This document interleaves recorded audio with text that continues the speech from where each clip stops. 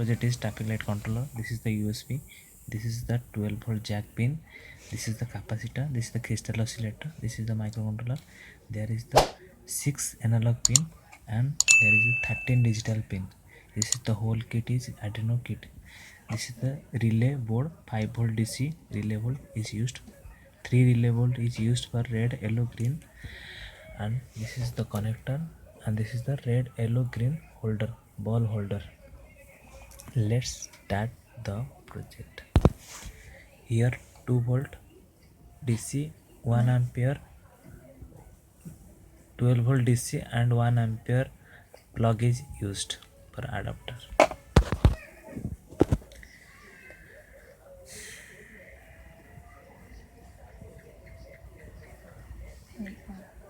Let's on the project.